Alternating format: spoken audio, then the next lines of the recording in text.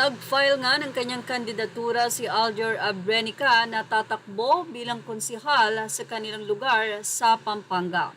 Mula sa 1PH, naghain ng Certificate of Candidacy or COC sa pagka-mayor ng Angeles City, Pampanga, dating PNP Chief Oscar Albayalde. Kasabay niyan, naghain din ng COC ang aktor na si Alger Abrenica para sa pagkakonsihal naman sa ilalim ng partido ni Albayalde. Matapos nga na ang mag-viral sa social media, ang pagtakbo ni Alger Abrenica ay tila hindi napigilan ng kanyang ex-wife na si Kylie Padilla na magpahayag ng kanyang saloobin hinggil dito. Nagkataon lang nga ba na ngayon ay nagkakaroon ng ganitong mensahe si Kylie? Or about talaga ito sa kanyang strange husband na si Alger? Say ni Kylie, a great indicator of a good leader is a man who can lead his family. That his first unit, his first community. A man who raises his kids with good values, integrity, and humility. A man loyal to his wife and remains true despite obstacles. A man who has a heart close to God. Service is about what you can do for others, not what they can do for you.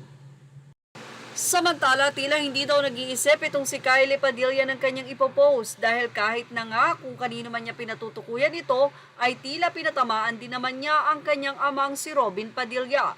Narito ang say ng mga netizen, "Sorry Kylie, sana hindi ka na lang nagsalita kasi ang tatay mo, number 1 senator na nagkakalat lang sa Senado, the audacity mo naman iha.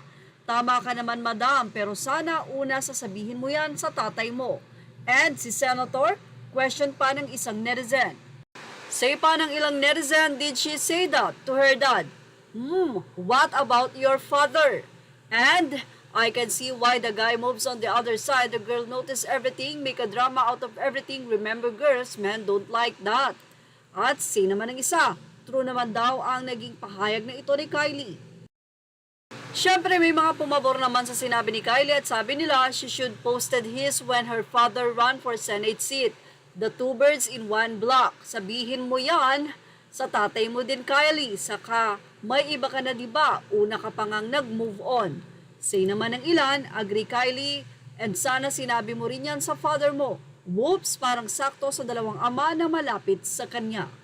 Ano naman ang masasay nyo mga ka-showbiz snaps natin dyan? Ilagay na ang inyong opinion sa ating comment section. Images or all credit to the rightful owners. Thank you for watching Showbiz Snap.